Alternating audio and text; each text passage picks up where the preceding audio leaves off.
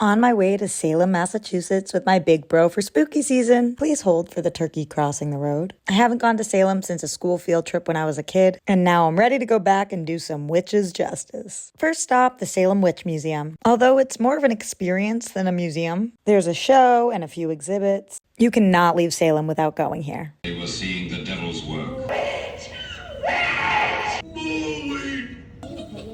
It is still unbelievable to me that 19 people were hung and one person was pressed to death during the Salem witch trials. Time to walk around a little bit. We saw the blue trees, and then we headed towards the Salem Witch Trials Memorial. This was pretty eerie, but the memorial remembers every person who was killed during this time. People still leave flowers and coins and keys. Next up, Count Orlok's Nightmare Gallery. We weren't allowed to record inside, but here's a quick review. Really cool. All of them look very lifelike. Yeah, they did a great job. You've seen this town hall in movies like Hocus Pocus, which is also where you've seen Essex Street. This is the pedestrian mall, no cars allowed. Spooky. Is I Got Stoned in Salem funny or effed up? Went to Red Line Cafe for some seasonal cinnamon apple tea. It was delicious. Elizabeth Montgomery is an icon, so we checked out the Bewitched statue. Salem doesn't stand for the persecution of anyone, go Pride. Chambers of Terror is known as the scariest haunted house in all of Salem. I won't lie, I was freaked out. Cool reminder that Salem's a city on the water. There are witches everywhere. Ye Old Pepper Company is America's oldest candy company. You have to get Gibraltars. I had never had one, and they were so good. We went to House of the Seven Gables, but our wallets were feeling a little light, so we decided not to pay for the tour and just peek around the back. Good enough. Then we went to Mercy Tavern for a bite. I highly recommend the pumpkin ravioli. Daniel's Inn is the oldest bed and breakfast in the country. Peabody Essex Museum is supposed to be great, but it was closed. On our way back to the car at Witch City Mall, drove by the famous landmark that is the Witch House, former home to the witch trials judge Jonathan Corwin. Too bad I didn't egg his house. Last stop is driving down Chestnut Street to see all of the huge mansions in Salem.